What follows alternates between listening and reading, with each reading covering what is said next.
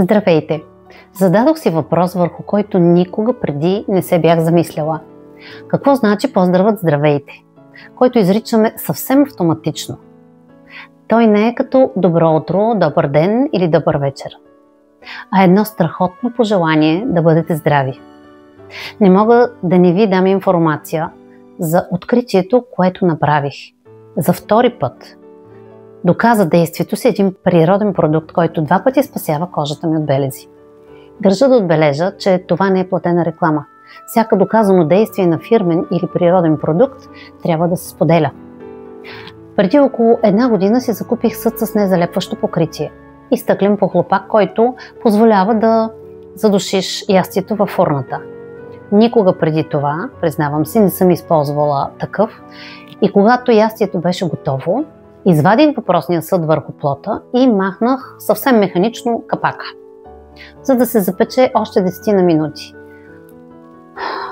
Не зная по каква причина, по неизвестна за мен, не осъзнах, че дръжката е стоманена. Предполагам, можете да си представите как капака беше захвърлен, но не зная дали си представяте болката, която изпитах, и не зная как кожата ми въобще беше на мястото си, а не върху дръжката.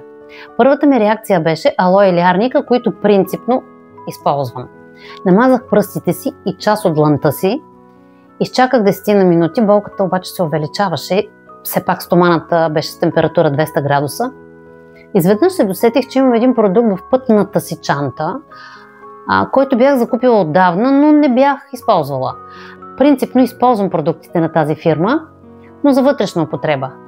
Изсипах част от палча, сега ще ви го покажа, закрила съм името, за да не си помислите, че е реклама. И след около 20 минути болката изчезна.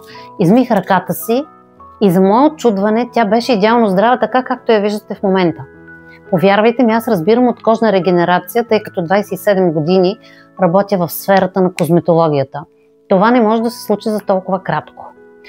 Преди 10 на дни се залях с вряла вода, за съжаление не носих тази опаковка. Сетих се, че имам капсула, подобна на същата фирма и реших да изпробвам, като я разтворих с малко вода. Резултата беше същия. Все едно никога не е имало изгаряне, можете да видите ръката ми. Сега навсякъде имам такъв продукт.